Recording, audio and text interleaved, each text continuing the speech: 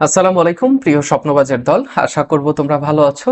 জগন্নাথ বিশ্ববিদ্যালয়ের C unit তোমরা যারা ভর্তি পরীক্ষা দিয়েছো, অপেক্ষা করছো সাবজেক্ট চয়েস দেওয়ার জন্য, বা সাবজেক্ট চয়েস অনেকেই দিবে সামনে, তারাও অনেকেই পরবর্তীতে দেখবে ভিডিওটা।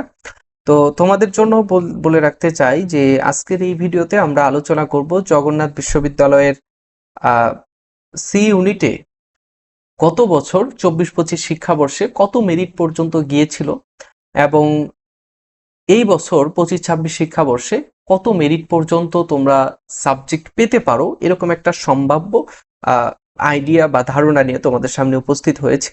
আর গত বছর যেই মেরিট লিস্ট অনুসারে যেই সাবজেক্ট, যারা তোমরা ভিডিওটা স্কিপ করবে না, কেননা আমি মাঝখানে যদি এমন একটা তথ্য বলি যে তথ্যটা তুমি জানলে না, পরবর্তীতে তুমি দেখা যায় যে আমাকে আমার হোয়াটসঅ্যাপে মেসেজ করতে করতে বিরক্ত হয়ে যাও, আমি রিপ্লাই দিচ্ছি না বা দেই না, কেননা আমি ভিডিওতে একবার বলি সেই তথ্যটা, আবার যদি রিপ্লাই করার জন্য আলাদা একটা সময় আমার ব্যয় করতে হয়, সময় তো মনে করো সব সময় তো অ্যাভেলেবেল থাকে না সময়, ঠিক আছে, ব্যস্ততা থাকেই মানুষের। তো তখন তুমি বিরক্ত হয়ে যাও, ভাই রিপ্লাই দেয় না। তো যাই হোক, এই জন্য তোমার ভিডিওটা একটু আমি বিস্তারিত বলি যাতে তুমি একটু বুঝো বিষয়টা, বুঝে পরবর্তীতে যাতে আর কোনো তোমার প্রশ্ন না থাকে। তো যাই হোক, দেখো, সি ইউনিটের গত বছরে যেরকম মেরিট ছিল যত দূর পর্যন্ত গিয়েছে, এই বছর কত দূর যাবে সেই বিষয় নিয়ে তোমাদের সামনে একটু কথা বলতে চাচ্ছি।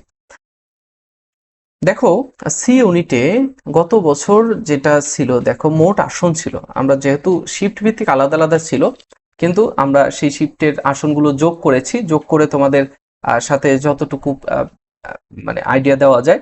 দেখো, গত বছর কিন্তু মোট আসন ছিল 460টি, 460টি আসন ছিল তোমার বাণিজ্য শাখা থেকে, এবং মেরিট গিয়েছে হচ্ছে 861 পর্যন্ত।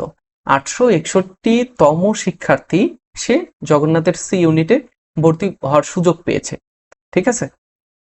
এই বছরও সেম, যে 460টি আসন রয়েছে, আমরা প্রেডিক্ট করছি 850 পর্যন্ত যাবে, 850 পর্যন্ত, অর্থাৎ 850 পর্যন্ত যেই মেরিট লিস্টে যেই শিক্ষার্থী রয়েছে সে সেখানে ভর্তি হওয়ার সুযোগ পেতে পারে, ঠিক আছে। এবং এর মধ্যে যারা থাকবে তারা কাগজপত্র একটু গুছিয়ে রাখতে পারো ভর্তি হওয়ার জন্য। আচ্ছা, এরপর হচ্ছে মানবিক শাখা থেকে আরেকটি বিষয়, যে তোমরা অনেকে হয়তো ভেবেছো যে এই যে ভাই আমি যে একটা প্রেডিকশন দিচ্ছে, এর বাইরে কি চান্স পাবে না ওয়েটিং লিস্টে যারা একটু দূরে রয়েছে। দেখা যায় যে জগন্নাথে এর বাইরেও যখন শিক্ষার্থীরা আরো সিট ফাঁকা থাকে তখন গণবিজ্ঞপ্তির ডাক দেয়। তো গণবিজ্ঞপ্তিতে ডাক দিলে তখন কিন্তু তুমি সেইখানে ভর্তি হওয়ার সুযোগ পেতে পারো, ঠিক আছে।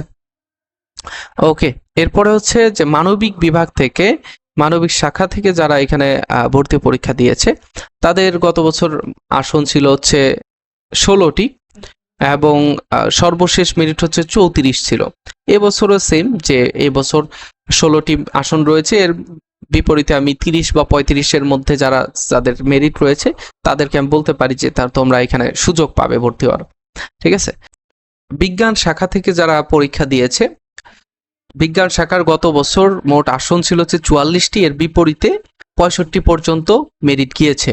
বারবার মেরিট দেওয়ার পরেও আগেই তারা ভর্তি হয়ে গিয়েছিল সেখানে, আমি যতটা দেখেছি যেমনটা, যে বারবার তারপরে মেরিট দেওয়া হয়েছিল কিন্তু সেখানে আসন শূন্য হয়ে গিয়েছিল, ভর্তি সম্পন্ন হয়ে গিয়েছিল, ঠিক আছে।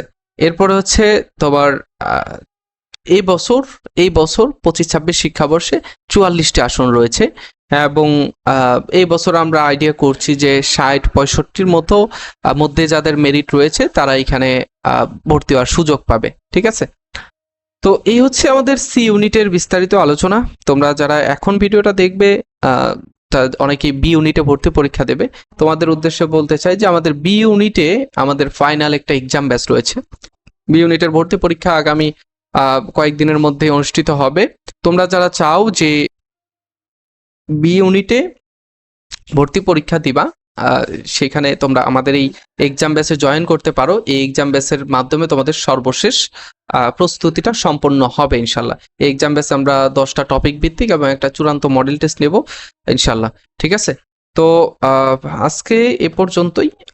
তোমরা যারা এই ভিডিওটা এখন পর্যন্ত দেখছো অবশ্যই ফারুক একাডেমির সাথেই থাকবে, কেননা জগন্নাথের শুরু থেকে শেষ পর্যন্ত যত আপডেট, একটা সিট শূন্য হওয়া পর্যন্ত একটা তো একটা বিভাগে অথবা শাখা ভিত্তিক সে পর্যন্ত ফারুক একাডেমি তোমাদের সাথেই থাকবে, এবং পরবর্তীতে গুচ্ছ, ন্যাশনাল ইউনিভার্সিটি এবং ঢাকা সেন্ট্রাল ইউনিভার্সিটি সহ অন্যান্য বিশ্ববিদ্যালয়ের সকল আপডেট ইনশাল্লাহ এখান থেকে দেওয়া হবে। তো পরবর্তী ভিডিওতে দেখা হচ্ছে, সে পর্যন্ত ভালো থেকো, সুস্থ থেকো, আল্লাহ হাফেজ, আসসালামু আলাইকুম।